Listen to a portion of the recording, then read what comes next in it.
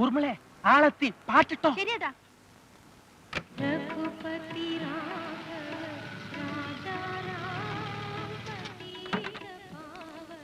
നമസ്തേ G. വന്ദനം. അങ്ങയുടെ വരവ് കൊണ്ട് ഈ ഗൃഹം ധന്യമായി. നഗരമധ്യത്തിലും ഗ്രാമാന്തരീക്ഷം. വന്നാട്ടെ.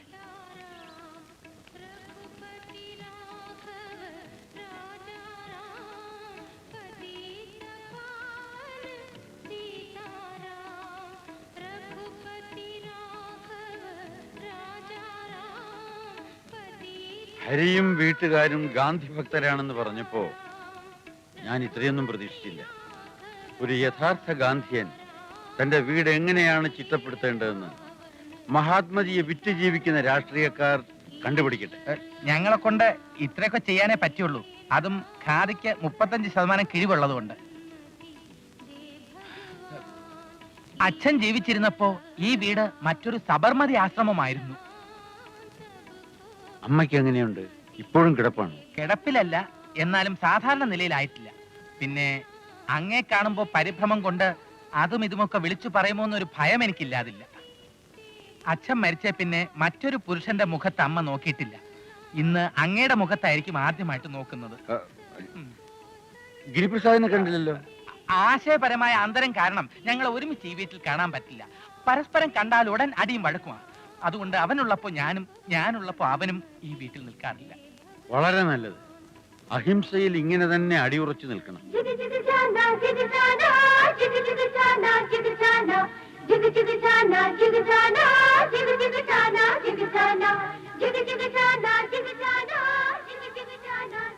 നമസ്തേ.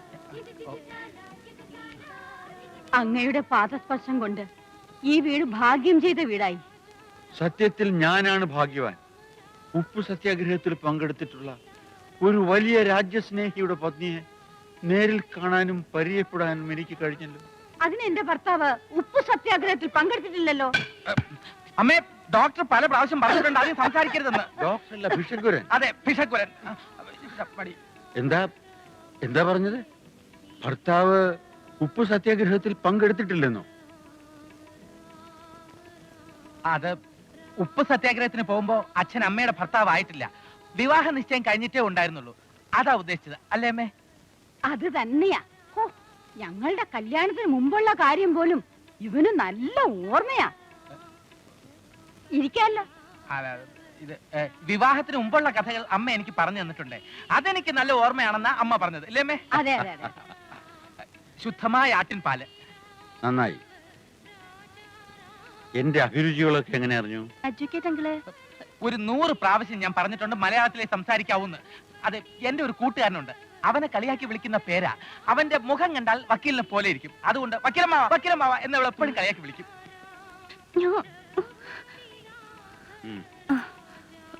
ഓ, ഞാൻ ഇറങ്ങട്ടെ. സൗകര്യം പോലെ ഇനിയും വരാം. വരുന്നതിൽ സന്തോഷമേ ഉള്ളൂ. പക്ഷെ വരുമ്പോഴൊക്കെ ഞാൻ ഇവിടെ കണ്ടെന്ന് വരില്ല. അതെന്താ? അല്ല, മനുഷ്യന്റെ കാര്യമല്ലേ. നാളെ കാണുന്നവൻ ഇന്ന് കാണുന്നില്ല, ഇന്ന് കാണുന്നവന് നാളെ കാണുന്നില്ല. മരണത്തെ കുറിച്ച് ഭീതി ഇല്ലാതിരിക്കുന്നത് ഒരു നല്ല ഗുണമാണ്. അതെ. ജയ് ഹിന്ദ്. ജയ് ഹിന്ദ്.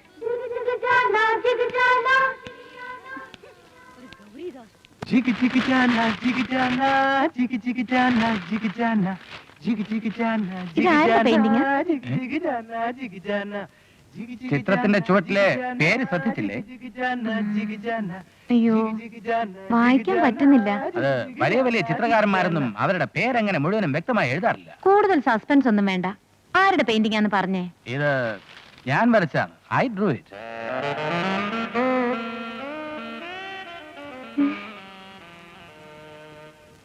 വലിയ വലിയ ചിത്രകാരന്മാരെന്നൊക്കെ പറഞ്ഞപ്പോ സാറിന്റെ പേരെന്റെ മനസ്സിൽ പോയതേ ഇല്ല. അതല്ലെങ്കിലും ഇങ്ങനെയാ. നമ്മള് ഈ കല്യാണത്തിനൊക്കെ എപ്പോഴും ക്ഷണിക്കാൻ വിട്ടുപോകുന്നത് ഏറ്റവും അടുത്ത ആൾക്കാരെയായിരിക്കും. ഈ സാറിനോട് സംസാരിച്ചോണ്ടിരുന്ന സമയം പോകുന്നേ അറിയില്ല. അതെ, ഈ സാറെന്നുള്ള വിളി എനിക്ക് അത്ര സുഖമായിട്ട് തോന്നുന്നില്ല കേട്ടോ. പിന്നെന്താ വേണ്ടേ? ഗുരു, ഗുരുജി, മാഷ് എല്ലാം സാമാന്യം പോറാ. എന്നെ പ്രസാദ് എന്ന് വിളിച്ചൂടെ? പിന്നെ തീരെ നിർബന്ധമാണെങ്കിൽ മറ്റുള്ളവരുടെ മുമ്പിൽ വെച്ച് സാറെന്നും, അല്ലാത്തപ്പോൾ പ്രസാദ് എന്നും വിളിക്കാം. ഇതുവരെ കാര്യമായിട്ട് ക്ലാസ് ഒന്നും എടുത്തില്ല. സോറി, എന്റെ ഈ ചിത്രം നോക്കി വരച്ച് പഠിച്ചോളൂ. അല്ല സാർ, അത് അത്ര എളുപ്പമല്ല അല്ലേ? ഞാൻ ഊഹിച്ചു. ഒരു കാര്യം ചെയ്യും, ഇതേപോലത്തെ ട്രേസിംഗ് പേപ്പർ വാങ്ങി ഒരു 10-100 പ്രാവശ്യം പകർത്തിയെടുക്കും. അതാണ് ഹോംവർക്ക്. താനേ പഠിച്ചോളൂ. വലിയ വലിയ ചിത്രകാരന്മാരൊക്കെ പഠിച്ചു തുടങ്ങിയതേ ട്രേസിംഗ് പേപ്പറില. ഞാനും ഇക്കാര്യത്തിൽ അങ്ങ് വാശി പിടിക്കരുത്. ജി കെമിക്കൽസിൽ അങ്ങ് വിചാരിക്കുന്ന പോലൊക്കെ നടക്കും. പക്ഷെ അതുപോലല്ല കോർട്ട്. കോർട്ടല്ല, കോടതി. സോറി, കോടതി. സോറിക്കും മലയാളമുണ്ട്. ഉവ്വ് ഖേദിക്കുന്നു.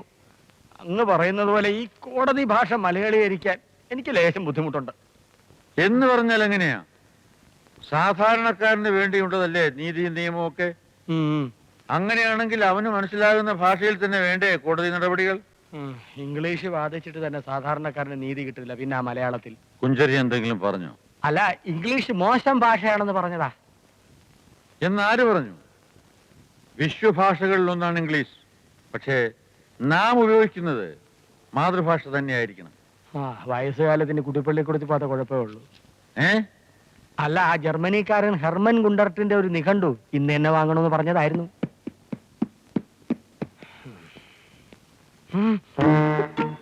കള്ള കഴിവറി, നീ ആള് കൊള്ളാമല്ലോ. ഞാൻ പറഞ്ഞതെന്ത്, നീ ചെയ്തതെന്ത്? ഇവനാ മാർത്താണ്ഡന്റെ മോൻ തന്നെ. എന്താ സംശയമുണ്ടോ? മാർത്താണ്ഡന്റെ മകൻ തന്നെ. ഇന്ന് ഞാൻ വിചാരിച്ചാൽ അങ്കിളിന്റെ ജോലി തെറിച്ചെന്നിരിക്കും. ഇത് ശ്രീമാൻ ഗിരിപ്രസാദ്, ഗീതാഞ്ജലിയുടെ ചിത്രകലാധ്യാപകൻ. ഇതിന്റെ നിയമോപദേഷ്ടാവ് Shriman Kuncheria. Oh, very nice to have met you. ഉൾക്കണ്ട. ഇന്നത്തെ അഭ്യാസമൊക്കെ കഴിഞ്ഞോ? അഭ്യാസോ? ഇതെന്താ സർക്കസ് ആണോ പഠിപ്പിക്കുന്നത്? Very correct. ഈ വിദ്യാഭ്യാസം എന്ന് പറയുന്നത് ഒരുതരം അഭ്യാസമാണ് അല്ലേ? അതെ അതെ. എന്തൊക്കെ അഭ്യാസങ്ങൾ കാണിച്ചാ ഓരോരുത്തര് ജീവിക്കുന്നേ. ആൾമാറാട്ടം, IPC, ഭാരതീയ ശിക്ഷാ നിയമം 416, 417, 6 മാസം കഠിന തടവ്, 10,000 രൂപ പിഴ.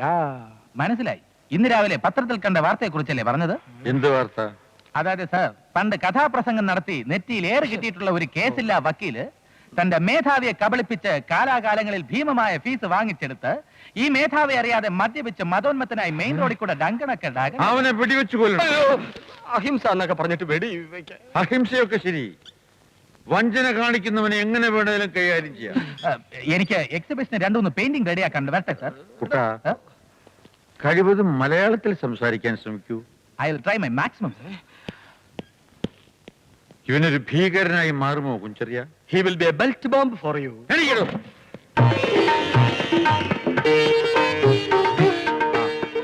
അത് കൊള്ളാം. ഇതിന്റെ കളർ കൊള്ളൂലേ? ഇഷ്ടം. അതെടുത്തേ. ഇത് കൊള്ളൂലേ?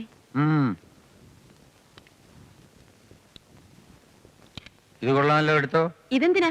കോൺഗ്രസ് മീറ്റിങ്ങിനൊന്നും അല്ലല്ലോ, എന്റെ പിറന്നാളിനല്ലേ. ഇത്തിരി കടും നിറമായതുകൊണ്ട് കുഴപ്പമൊന്നുമില്ല. ഇത്ര ഉച്ചത്തിൽ സംസാരിക്കണമെന്നില്ല, എനിക്ക് ചെവി കേൾക്കാം. ഓ,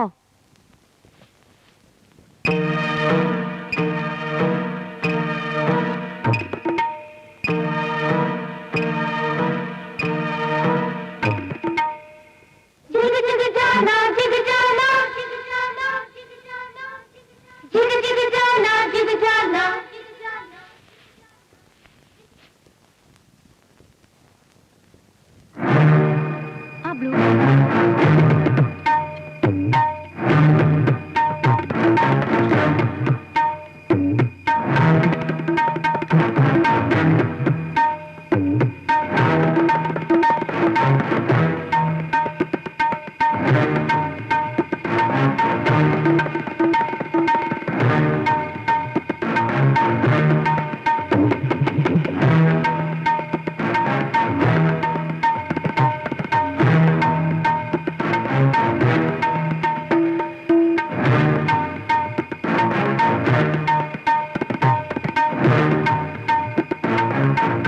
അപ്പൊ അയ്യോ, കുറച്ച് പതിപ്പുകളും വിരിപ്പുകളും വാങ്ങിക്കണം നമ്മ പ്രത്യേകം പറഞ്ഞു വിട്ടതാ.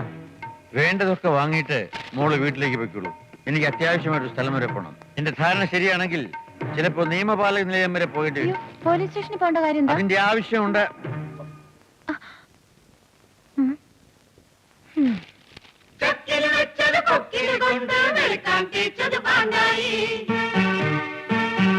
കണ്ടറിയാത്ത കണ്ടറിഞ്ഞ കുഴിയിൽ താൻ വീണേ.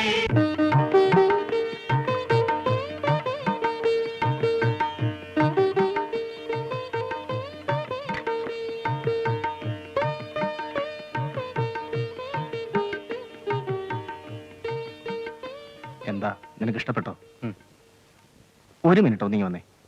ആ, കുട്ടിയെ നിനക്ക് ഇഷ്ടമായി. പിന്നെ കണ്ടീഷനൊക്കെ പണിക്കര് പറഞ്ഞിരിക്കുമല്ലോ. പറഞ്ഞ തുക കുറച്ച് കുറച്ചിരുന്നെങ്കിൽ. അതൊക്കെ ബുദ്ധിമുട്ടാ. എല്ലാം ഒത്തുവന്നിരിക്കുന്ന സ്ഥിതിക്ക് വെറുതെ കാശിന്റെ പേരും പറഞ്ഞ് പ്രശ്നം ഉണ്ടാക്കല്ലേ. എന്നാ ശരി, നമുക്ക് അങ്ങനെ തന്നെ മുന്നോട്ട് നീങ്ങാം.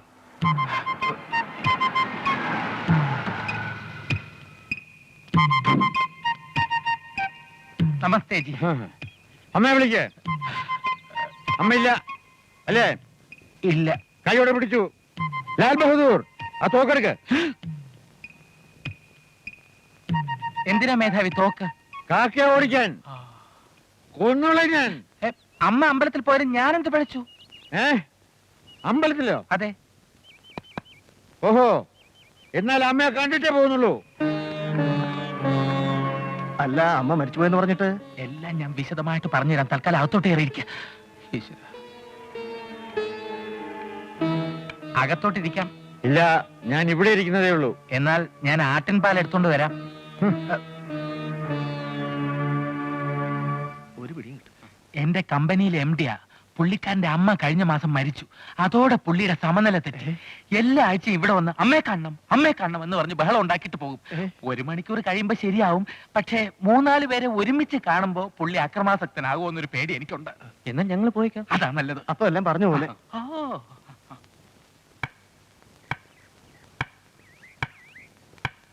ഒക്കെ വിധിന്ന് കരുതിയാ മതി. എന്താ? ഏതെങ്കിലും ഒരു വൈദ്യനെ കാണിക്കാൻ. അല്ലാതെ മൂത്ത ലക്ഷണോ? അവർക്ക് ആള് മാറിപ്പോയതാ. എനിക്ക് രോഗിയായ ഒരു അമ്മാവനുണ്ട്. കണ്ടാൽ അങ്ങേ പോലെ ഇരിക്കും. ഊർമിളെ പെണ്ണ് കാണാൻ വന്നവരാ. അവർ വന്ന സമയം നോക്കി തന്നെ അമ്മ അമ്പലത്തിൽ പോയല്ലേ? അത് പെണ്ണ് കാണൽ ചടങ്ങ് നടക്കുന്ന സമയത്ത് കുട്ടിയുടെ അമ്മ അമ്പലത്തിൽ പോയി പ്രാർത്ഥിച്ചാൽ ആ കല്യാണം നടക്കുമെന്ന ഈ നാട്ടിലുള്ള ഒരു വിശ്വാസം. നട്ടാൽ കേൾക്കുന്ന ഇമ്മാതിരി നുണ പറയാൻ നിങ്ങളെ ആരാ പഠിപ്പിച്ചേ? സത്യം അറിയുമ്പോ അങ്ങ് ഞെട്ടും. ഞാൻ ഇപ്പോഴും ഞെട്ടിയിരിക്കുക. അമ്മ വന്നിട്ട് ഞാൻ അങ്ങയുടെ വീട്ടിലേക്ക് കൂട്ടിക്കൊണ്ടുവന്നാ പോരെ? പോരാ. വളരെ ദൂരെയുള്ള ഒരു അമ്പലത്തിലേക്ക് അമ്മ പോയിരിക്കുന്നത്. തിരിച്ചു വരാൻ ഒരുപാട് സമയം. മോനെ ഹരി, ആരാ അവിടെ? ആരാ അത്? അയ്യോ, അങ്ങോ? എന്ത് അത്ഭുതം! ഇത് എപ്പോ വന്നു? കുറച്ചു നേരമായി. അമ്മയെ കാണാൻ വന്നതാ. ഓ, ദൂരെ ഏതോ അമ്പലത്തിൽ പോയിരിക്കുന്നു എന്ന് പറഞ്ഞിട്ട്. ഭഗവാനെ കാണാൻ എപ്പോഴും അമ്പലത്തിൽ പോണ്ട കാര്യമില്ല. അവനവന്റെ മനസ്സിലാ ദൈവം അല്ലേ? അതെ. ഓ, അമ്മ അപ്പോ പൂജാമുറിയിൽ ധ്യാനത്തിലായിരുന്നല്ലേ? ഇടയ്ക്ക് മണിയടി ശബ്ദം കേട്ട കാര്യം ഞാനങ്ങ് മറന്നേ പോയി. ഇദ്ദേഹം ഇവിടെ നിൽക്കുന്നോണ്ട് ഞാനൊന്നും പറയുന്നില്ല. പെറ്റ തള്ള പൊരയ്ക്കാത്തുണ്ടോ ഇല്ലയോന്ന് തിട്ടമില്ലാത്തൊരു മകൻ. നിങ്ങൾ എനിക്ക് മാപ്പ് തരണം. കുറെ നേരത്തേക്ക് ഞാനൊരു ഗോഡ്സയായി മാറി.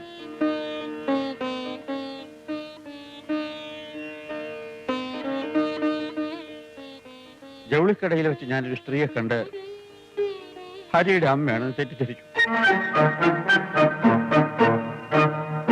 എന്നാൽ അത് ഈ അമ്മയുടെ അനുജത്തിയായിരിക്കും. എന്റെ കുഞ്ഞമ്മ, പേര് സുഭദ്ര കുഞ്ഞമ്മ. ഇവരെ ഇരട്ടപ്പറ്റതാ. അപ്പോ നിങ്ങളുടെ കുടുംബത്തിൽ എല്ലാരും ഇരട്ടകളാണോ? എല്ലാവരും ഇല്ല, പിന്നെ അയ്യോ, അവൾ എന്നെ പോലെയല്ല, വലിയ പരിഷ്കാരിയാ. അമ്മയുടെ സ്വഭാവം എനിക്ക്, കുഞ്ഞമ്മയുടെ സ്വഭാവം ഗിരിക്ക്. അങ്ങനെ ബുദ്ധിമുട്ടിച്ചതിൽ ക്ഷമിക്കണം. ഞാൻ ഇറങ്ങുകയാണ്. ജയ് ഹിന്ദ്. ജയ് ഹിന്ദ്.